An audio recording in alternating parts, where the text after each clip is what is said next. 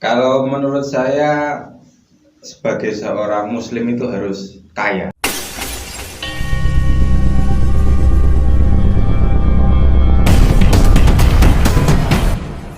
Karena semakin bertambah ilmu itu katanya kita merasa semakin apa ya? Semakin gak enakan. Kayak gitu. Jadi Maksudnya nggak enak apanya? Yang nggak enak kan malah kadang merasa, karirku mudah nih, gitu. iya. Jadi kalau nggak enak itu apa ya?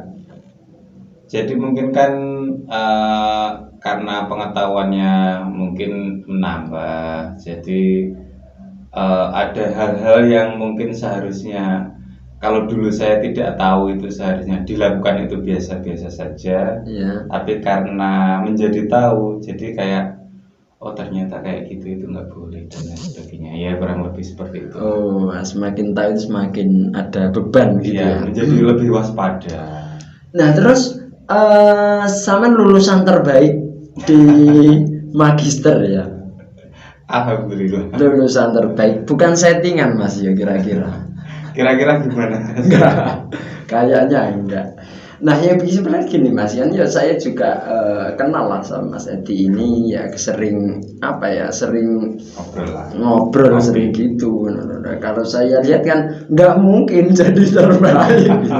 Kira-kira apa sih kriteria yang membuat sampean jadi terbaik di ME-nya nanti di magister ekonominya? Menyepelekan ini katanya awak enggak. Jadi gimana ya? Kalau ngomongin terbaik ya nggak terbaik sih sebenarnya nggak baik-baik amat. Ya. Ya mungkin secara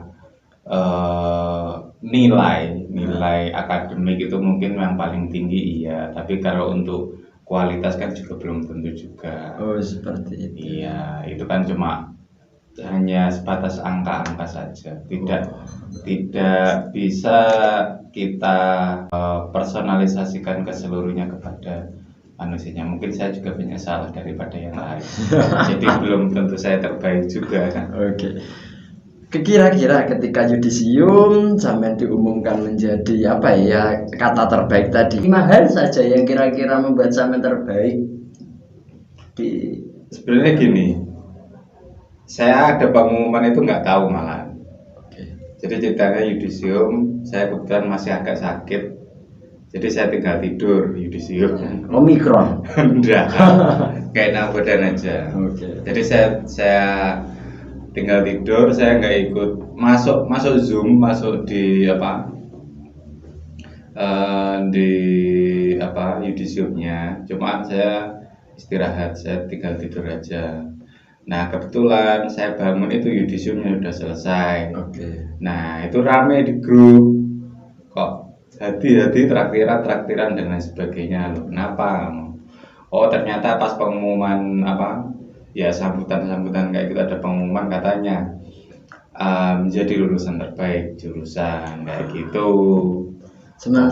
Wah gitu dah. Kalau aku sih biasa. Biasa aja. Soalnya dulu gini, di semester genap itu saya pernah dapat beasiswa. Nah beasiswanya itu untuk peraih IP tertinggi. Nah jadi IP tertinggi. Ya di semester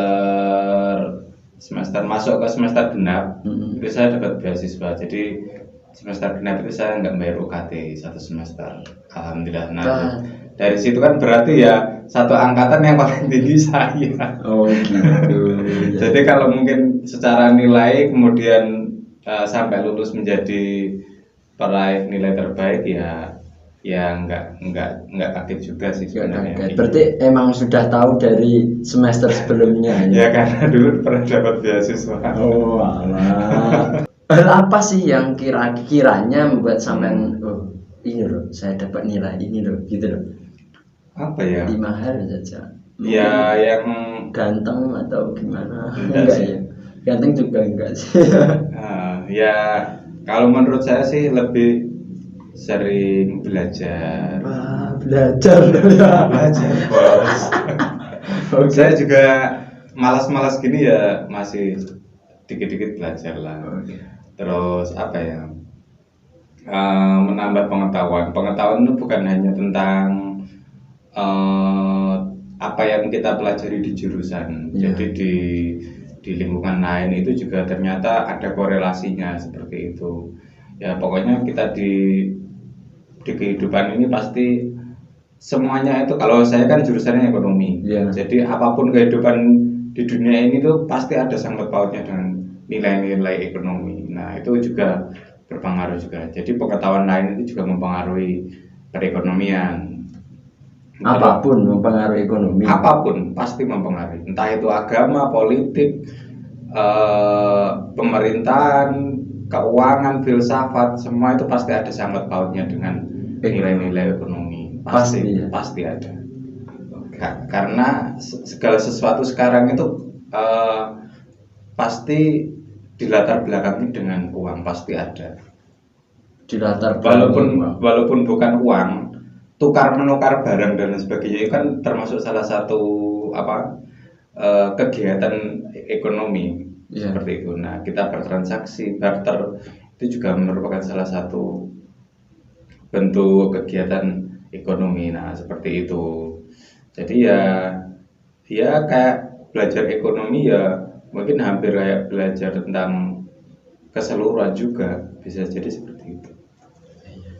Saman sendiri ini rumahnya mana? Gunung? Rumah saya jauh.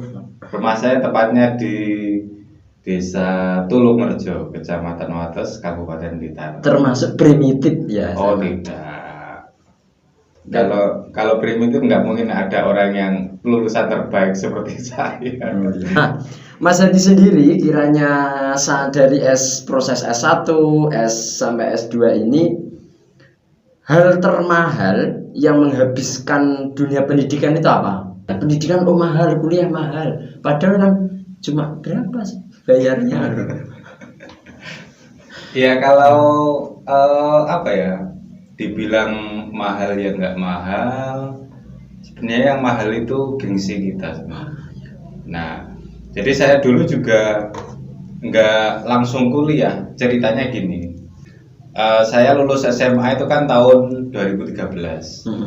Nah, saya masuk kuliah itu 2015. Nah, selama 2 tahun itu 2013 sampai 2015 itu saya itu kerja dulu. Saya nggak langsung kuliah ya dulu ya mungkin orang tua belum mampu lah gitu. Mungkin membiayai atau ya kurang ada referensi untuk kuliah itu gimana seperti itu. Nah akhirnya ya kerja dulu, ya nabung, akhirnya juga kuliah. Dulu saya kuliah juga sambil kerja, saya dulu juga ngajar, ya sambil ya ubet sana ubet sini lah seperti itu ya. Jadi ya dalam mengarungi pendidikan ini juga pasti ada suatu ketika kita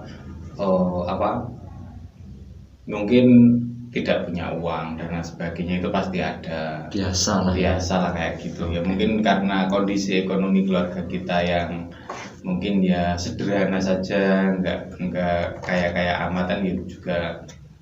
Setiap orang berbeda-beda juga. SMA di pondok pesantren, kuliah di UIN yang notabene juga Islam. Harus nggak sih orang Islam, khususnya seorang Muslim itu kaya sebagai dari pandangan wajah ekonomi? Mungkin kalau anak-anak PAI kan tingkatkan ketakwaan kayak gitu lah. Kalau konsep ekonomi memandang pemuda, khususnya pemuda Muslim itu harus gimana sih? Kalau menurut saya sebagai seorang Muslim itu harus kaya sebenarnya. Kita tahu sendiri Nabi Muhammad itu kan orang kaya. Beliau masih muda memelihara kambing, domba, punya domba, punya unta. Beliau juga berdagang. Beliau itu kan termasuk kaya, Nabi Muhammad itu. Apalagi setelah menikah dengan Khadijah, kekayaannya bertambah-tambah. Nah, akhirnya sering sedekah dan lain sebagainya, membangun masjid dan lain sebagainya. Itu juga menjadi patokan kita sebagai umat muslim bahwa untuk hanya belajar agama ataupun hanya mementingkan agama tanpa mementingkan istilahnya kalau kita ya kemakmurannya itu ya saya rasa kurang, karena tetapi untuk kemakmuran sendiri jangan digunakan untuk diri sendiri. Oh ya. Nah, jadi digunakan kekayaan atau kemampuan keuangan kita itu untuk membantu orang lain, itu yang dianjurkan. Biasa. Seperti itu. Tapi realitanya kan juga ya begitu. Berbeda. Emang itu kan anjuran ya, namanya anjuran. Lebih baiknya ya. Mas Kip sendiri yang digeluti apa ini? Kalau saya yang digeluti kalau tiap malam guling. Kebetulan. Belum ada musuhnya, Oh, belum ada musuhnya. Jadi gak gelut. Karena yang digeluti guling. Ya. Kalau hari ini yang dikerjakan apa? Di bidang ekonomi, cuma kan mungkin saya lagi merintis tentang berkaitan dengan pengumpulan data. Data dari mana ini? Ya dari seluruhnya. Jadi ya kayak apa ya? Karena ya itu tadi kayak contoh kasus kan mispersepsi masyarakat. Nah masyarakat kan dibingungkan tentang sebenarnya yang diributkan oleh orang-orang itu apa toh. Nah karena data informasi yang kurang, nah itu akhirnya membuat masyarakat itu bingung. Nah jadi saya kemarin menyediakan platform untuk membantu masyarakat untuk menampilkan sebuah data-data baik itu tentang ekonomi, politik, agama, sosial, terus kemasyarakatan dan sebagainya. Nah itu namanya by data. By data, oke. Mas Hadi mungkin bisa disampaikan pesan untuk teman-teman mahasiswa ya khususnya karena backgroundnya juga Zaman juga mendapatkan sebuah achievement yang luar biasa sekali. Mungkin bisa dikasih pesan. Dan juga Zaman juga aktivis kan? Ya bisa dibilang seperti itu. Aktivis, terus semua juga berprestasi juga kan. Jadi melawan yang isunya aktivis katanya suka molor kan gitu. Ya. Kayak siapa itu? Kayak ya seperti itulah. Oke, nah bisa dikasih pesan untuk teman-teman bagaimana tetap aktif di organisasi tapi bisa berprestasi di dunia akademik, juga bisa cari uang sambil kerja. 3 hal banyak sekali. Banyak, masih ibadah. Banyak. 4 hal tapi masih punya berprestasi di akademik. Kalau pesan saya sih apa ya? Ya dulu jangan pernah lupa niat akan kamu kuliah itu apa. Jadi dulu itu niatnya kuliah itu ya belajar. Ya pastikan itu tujuan utama kamu. Jadi jangan pernah membuat kecewa orang tua yang membiayai kamu.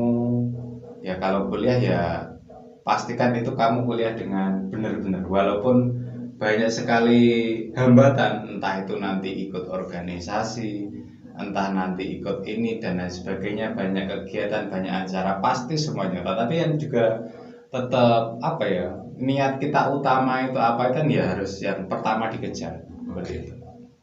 Satu. Terus yang kedua, kalau saya itu dulu membiasakan diri itu untuk selalu repot. Jadi kalau kita udah repot itu kayaknya enak untuk membagi waktunya. Jadi kalau ketabrak acara sana sini, jadi nanti jam segini ya, jadi lebih sering juga untuk menghargai waktu. Jadi karena semakin bertambah banyaknya aktivitas kita, nanti kita juga semakin akan menghargai waktu. Seperti itu. Terus yang terakhir, jangan lupa beribadah. Ini yang paling penting. Kalau kita sudah mungkin mentok, itu kan biasanya ya mungkin yang ibadahnya jarang-jarang, bolong-bolong kayak gitu, mungkin pasti pelariannya di kala sumpek itu kan ya pasti kepada Tuhan. Nah ya biasa kan ya sering tahajud. Luar biasa. Saya tahajud jam 3 pagi. Jam 3 pagi itu pembelajaran saya waktu di pondok pesantren. Tapi Ketika ketika kuliah masih tahajud. Alhamdulillah. Kalau tahajud kan harus tidur dulu. Ini nggak tidur. Jadi tidurnya habis tahajud. Tahajudnya 4 rakaat ya. Bisa maksudnya. Iya.